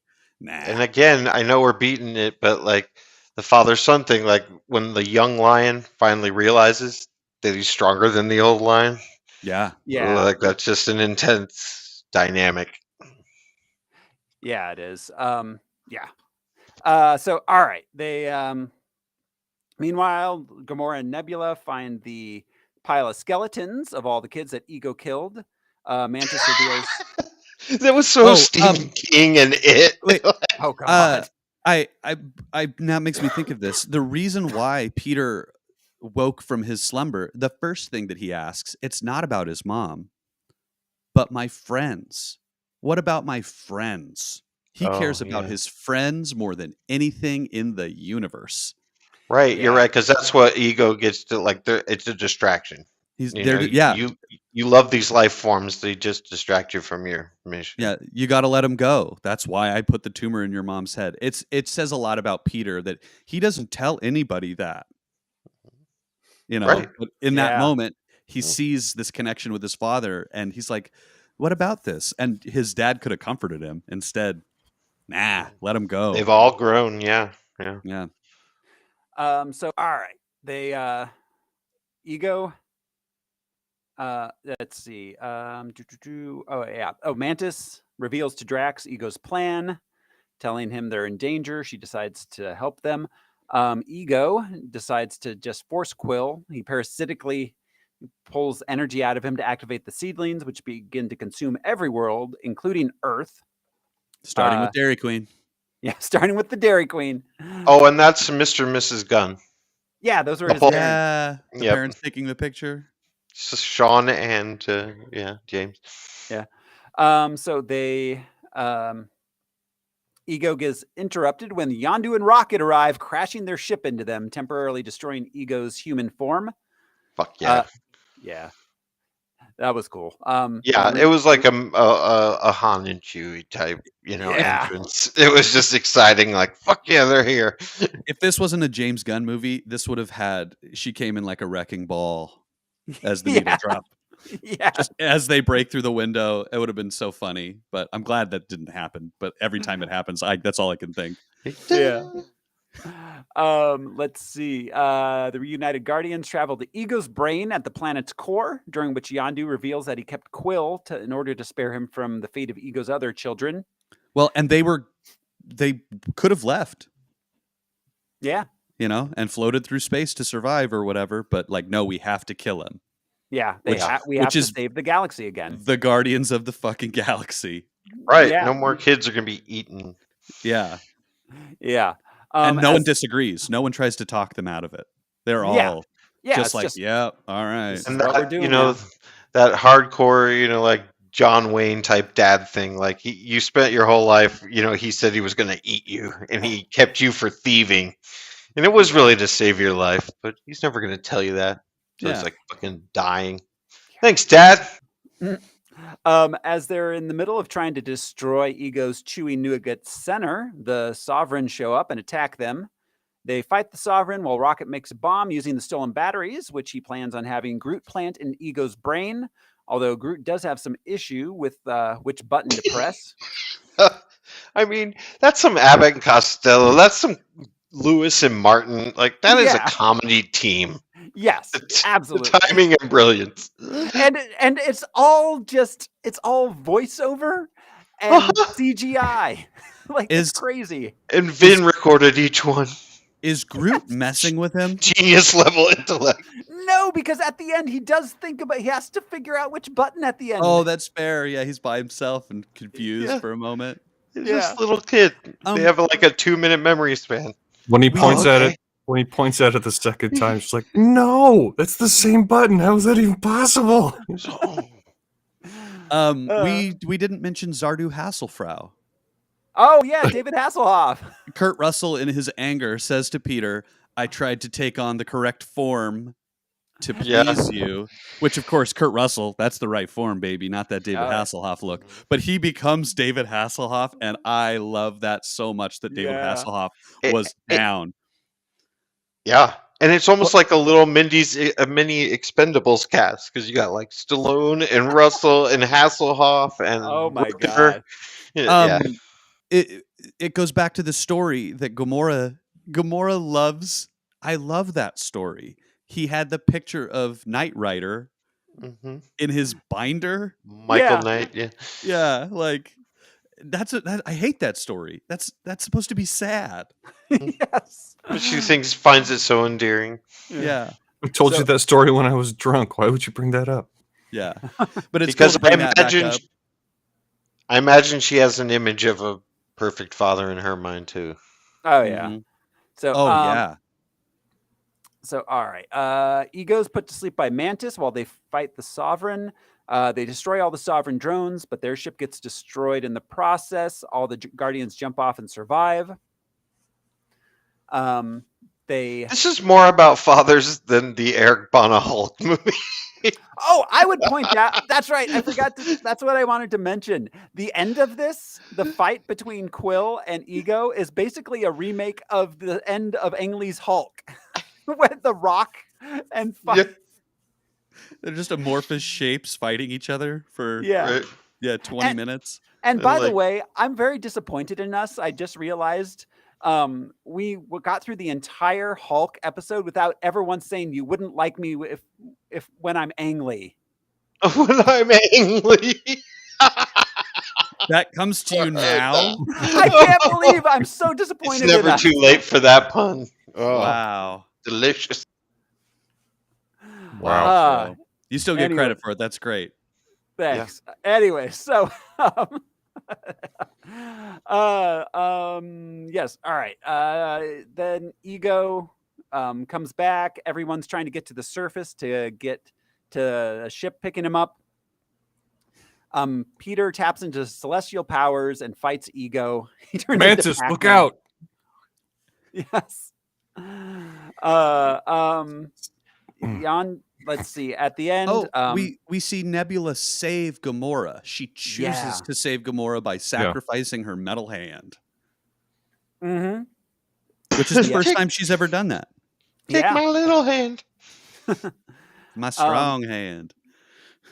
The bomb goes. The bomb goes off, and at that moment, Yondu saves Peter, flying him away from the exploding planet. He only has the one spacesuit, though, which he puts on Peter, sacrificing himself. He dies in Peter's arms in space. He's Mary Poppins, y'all. I love how Rocket gives him the suit and the jetpack, and it's the only one he has. He can't give him two because he doesn't have two. And when Gamora is going to go try to save Peter, and he stops her, or was it Drax? Whoever he stopped. And he says, I can only lose one friend today. In that moment, you think he's talking about Peter, but really he's talking about Yondu. And the sadness in telling Yondu that he has to make that choice. Yeah. It's incredible. There's so many emotional moments in that, like, small slice of this movie. Drax and Gamora are yelling for Peter, Mm-hmm. and he just leaves. Yeah. So all right. Yondu sacrifices himself for Peter. He dies in the coldest space in Peter's arms. Then we cut. Nebula's leaving to find Thanos to try to kill him. The Guardians hold a funeral for Yondu. They're placing all their little toys around. Yeah. With him, his little trinkets to go into the incinerator. Yeah, and covering his face up with strips The strips cloth of fabric. And what was it called? The colors of what? Ogord, I'm pretty sure. Oh, of Ogord. Yeah, the horn. Wait, the horns of Ogord, or is it the color? It was the horns of something and the colors of something. Yeah, both. I think the strips of fabric that they were putting over his face were actually like service. What do they call those? Service patches, like you would get in the military for serving in a certain conflict, and those were his like Kree battle slave. Right. Yeah. So he, Kraglin and a bunch of Ravagers show up, and they do the colors and the horns. They acknowledge his sacrifice and accept him as a Ravager again. Because Rocket went out of his way to contact his old Ravager buddies. Just like, hey. Yep. So this happened. Right. Yeah, let them know. He just saved generations of children to come. Yeah. He literally saved the universe at this point. Yeah. But kids, you know what I mean? Yeah. Like they made a point to say that it was kids, and that's why he was banished in the first place. All the while doing the right thing. Yeah. So they, Gamora admits she loves Peter. They become a couple. Oh, no. She admits there's an unspoken thing. Yes. Yeah. There's Sam and Diane. I love that. I don't know what Cheers is. How lucky to get to start over. Yeah. We get 5 post-credits scenes. 5. It's ridiculous. This had to have been the height of the post-credit scenes. But I love the graphics in the end titles, the like Trapper Keeper stickers that we used to. Yeah, they look cool. I'm glad that nobody else has done this. Like they let James Gunn be ridiculous with the amount of post-credit scenes, and they were like, "We got to do this in every Infinity War movie," and that would be too much. Oh my god. So all right. So in the first one, Kraglin is trying to learn how to use the arrow and the fin. Whistling with crackers in his mouth. Yeah. Okay, so was there an extra prototype fin laying around? Because when they incinerated Yondu, his fin went with him. So there had to have been obviously the technology is accessible because, originally I thought it was something unique to Yondu, but apparently not. So, yeah. I thought it was a weird choice to make it technological. I thought so too. But okay. Yeah. Well, yes, and because in the Rocket is a genius. He is. Rocket could have built one for him. In the comic that Yondu controlled that because he was an expert whistler, and that was wood from a tree which responds to sonic vibrations. So he controlled it through the sonic vibrations of whistling. So it was the arrow. More than the mohawk. Yeah. So anyone who could whistle that good could have done it. There was no the second fin was more reminiscent of the comic Yondu. Yeah. So then in our second one, we see Aisha. She creates a new artificial being who she plans to use to destroy the Guardians. She says she's naming him Adam. And he's coming. He actually is. So. Yeah, they actually cast. He's been cast. He's been cast. Everyone was kind of supposing he'd show up for Infinity War since he was such a big part of the Infinity Saga, but the Gauntlet, Infinity Gauntlet. I'm so glad he didn't, because they would have, it was too much. It would have been too quick, Yeah. Well, and they haven't opened up, played that role essentially. That's true. Plus, they're getting more cosmic. You know what I mean? That was an Earth-based problem. It was an Avengers movie. They both were. But anyways. Yeah. We see Stakar reuniting with his ex-teammates, Al. Is this the portion? Yes, this is. So we mentioned Stakar Ogord, being Starhawk, joined the Guardians in the 90s. The Crystal Dude, that was like his second in command. See that they gave him a name in the movie, but Martin X, I thought was his name. Yeah. Martin X was one of the cleaner. Sorry. Was one of the original 4 Guardians of the Galaxy with the crystal body. Ving Rhames was supposed to be Charlie 27. Oh, not supposed to be. He was credited as Charlie 27, and he was one of the original Guardians from the 60s. And still around when Starhawk joined them in the 90s. I love how big they made him. Yeah. Yeah. So big. Yeah. He's like bigger than the Hulk. Yeah. And then Michelle Yeoh was Oleta Ogord, who also joined the Guardians in the 90s, and was the adoptive sister of Starhawk. Cool. And I couldn't figure out who the red dude was.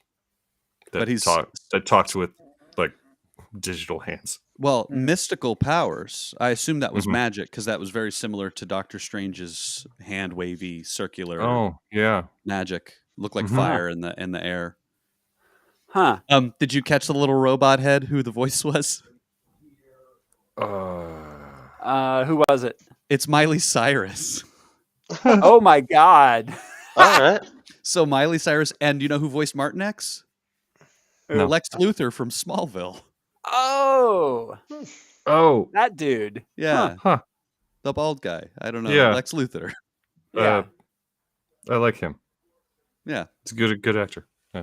I like him but too. kind of cool. Anyway. James Gunn pulling up from every corner of the cinematic.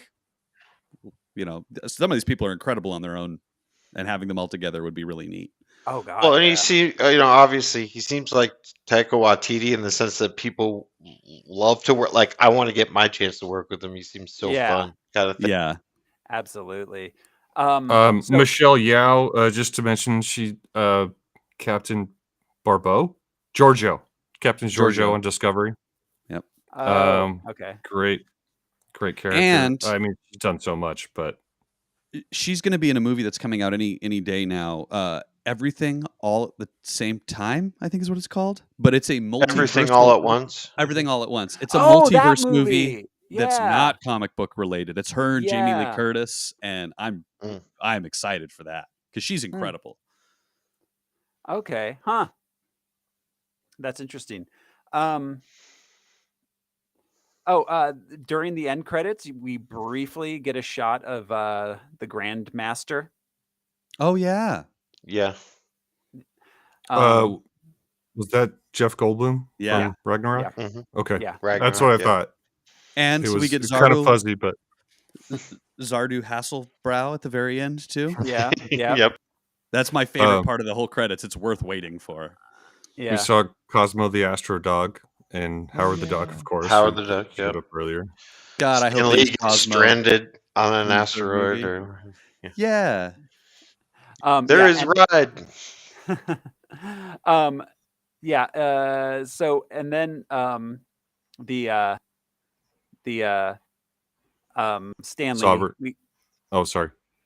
We get the Stanley cameo as the last one, or the second Stanley talking to the Watchers, and the Watchers are tired of listening to him. Right. And we mentioned- Which probably. Go ahead. And we Adam. mentioned Aisha, and they've got the genetic pod. Adam, for we Adam talked Warlock. about Morlock. Yeah, we mentioned Adam. Cool. So yep. And that's it. And teenage Groot, or pre-adolescent Groot. Oh, that's right. Teenage Groot. We get Teenage Groot. Oh yeah. Yes, I forgot that one. I'm not boring. I want to You're say boring. preteen Groot at this point, but he's still got Tween. he's Maybe. got that Yeah. tween attitude. Having Twig. raised Twig. having I raised am Groot. having raised Whoa. two teenagers, that is so like realistic. I'm not boring. You're boring. Mhm. You know what's boring? Tripping over your vines every day. Yeah, I like this one a lot. I personally like it better than the first one. Me too. I know a lot of people say that the first one is a better as a movie, but I just feel like this one is so much stronger thematically. It doesn't Yeah, have to man. do all of the heavy lifting. It doesn't have the MCU villain problem that the first one has. And then people are dumb. I think so. There's a lot of complaints about the third act of this movie being a CGI mess. This is the one movie where I excuse that because it makes sense. Yes. Because we are fighting inside a planet that is a person using powers to create whatever from nothing. On different species, Quill's one of the only Terrans, so you're dealing with everything is made up, god damn it, especially in this. Well, it's not like we flew to New York. I get the complaint that like the end of Marvel movies ends with a big CGI battle. Sure. But this one out of all of them, I could forgive it easily. This one and Doctor Strange. I want to make the point that that's why it took so long to bring this universe to life, because every time they tried to do it practically, it looked stupid. Right. So everyone complaining about CGI needs to shut up, or we never would have had the Infinity War to begin with. Yeah. I mean, I'm all for a balance between practical and CGI, because practical when it's appropriate. When it's appropriate. Yeah. Like I feel like the modern Star Wars movies got this the best, that balance between practical and CGI, and like and they always did, but they were cutting whole cloth, Well, but I mean, like the Disney Star Wars in particular, because obviously the prequels were way too CGI, and the original trilogy didn't have CGI, of course. But the Disney talk about Jabba in New Hope. He was always there. Anyways, So I had one. It's not even a question. It was just Mantis, between what she does here and what she does with Thanos, maybe the single most powerful being in the entire Guardians. Yeah. She takes down, she subdues both Thanos and Ego. Like, that's pretty intense. Yeah. Single-handedly. So I don't know. Until she gets hit by a flaming rock. Yeah. Well, and it's interesting. And she uses two hands usually. Thanos is probably more powerful than Ego, who is a Celestial. Like his durability factor, his ability to like withstand her powers. Right. Ego. But that doesn't. It's obviously superhuman because Thanos is a Titan. Yeah. But like, I don't think it's super power. You know what I mean? I think he's just. Yeah, like you said, durable and a badass. Not all Titans look like him. We know that from the comics. And well, and I think in his case, I think his power comes from will, kind of like how Hulk's comes from anger. Yeah, that makes it. Yeah, Thanos's will and Thanos's drive to not be stopped. Oh, he's a warlord. He's this universe's Green Lantern. Yeah. Yeah. With the shitty CGI costume. So. Wait, I don't know. He's all CGI? That's not a real person, and he still looks better than Green Lantern did. It's completely fake. So, any last thoughts before we rank it, guys? No. Nope. All right. Let's go ahead. Let's bring up the rankings here. So, at the top, we've got the first Guardians at number 7. I think where we put it in relation to that is going to be where, our first choice. I've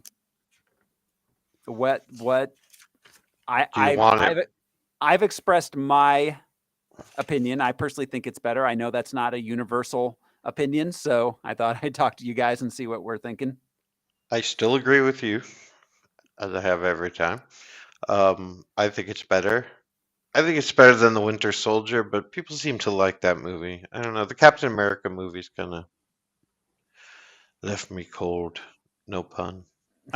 I think I'd be willing to put this above Guardians of the Galaxy. As a comic book movie, there is so much more comic book stuff that happens in this movie than the first one. I think just as a drama, I think we really cracked it open as far as the shit that's happened, all the subtext and stuff. And I don't think it's contrived. I think we were right. So I don't know. It's working on a lot of cylinders. I agree, Josh. We are right. I've heard always. That's how I operate. I've heard a lot of complaining that there's not a clear, a clear line of conflict for Peter through the entire movie, like until the end, because Ego doesn't reveal himself to be evil from until the end. Sovereign on, he seems to be at odds, and then at odds with his own teammates. He's looking for his father the whole movie. He's on a search for his father. I think his line of conflict is him versus himself and him versus his environment. Like it's him versus like his place in the universe. I think that's the line of conflict. It's not that. We forgot to mention a thing. What's that? So Peter Quill, up till this moment, had the power of a Celestial. The moment he killed his father, he became just like everyone else. Yes. He chose to sacrifice the thing that made him special, and he didn't even know it. So it's not that big of a sacrifice. I love the nuance of that whole choice. Yeah, I don't want to have any part of him. Yeah. Yeah. You know, like that's not who made me. It's very much killing the past. I'll never be like you. Yeah. Right. Yeah. You know, this entire movie is Peter versus himself, and it's Pete, and he like even fighting Ego, it was versus what he thinks he needs to be, like what he like him versus his idea of being cool and his idea of being himself versus actually having a family. It's as if, choosing the character of Ego as if the name maybe has right. He's battling his own ego. Do you think there's a metaphor there? I wonder. Was there a moon called Id? No, that's where the penis fields are. Those are on Id. The penis fields. There's that memorial in Penis Fields. So, Central Park.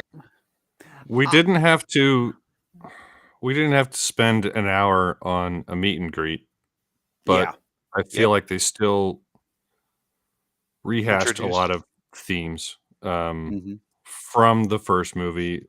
Come on, we already knew that Quill was sexually attracted to Gamora. Right. That was the It worst. was them sexual opening love. him. Right. That was definitely the word. Only Peter didn't think Gamora knew. He's the only one who didn't. Well, that's I don't know. We're all men. We're not as aware of that, I think, as the women are. That they know. Yeah. Are we all men? Are we Devo? Or are we I am dancers? the loosest senses. The just again the opening title sequence really shows us everything that first movie established. Absolutely. Instead of giving us 20 minutes of reintroducing characters, it's a beautiful thing. I forgot until now. I thought it was really cute at the beginning when she pulls out a gun. It's like I thought your thing was a sword. Oh, like, yeah. Yeah. Well, no, it's a giant beast. It's a giant tentacle beast. My sword, I went with guns. It's like, well, you didn't tell me you were going with guns, so. And then she But then ends she up got all using the quibbling. sword. She ends up killing it with the sword. Yeah. Well, and Drax again thinks he's the one who does the job. We come full circle on this pod. Ah, God, yeah, such a good movie. Let's do it again. All right, so Al, you're the only one who hasn't expressed an opinion on placement. I could go anywhere. I'm With this one. personally I'll go with the consensus. I'm personally saying we should put it between Iron Man and the Winter Soldier. Oh, I'm fine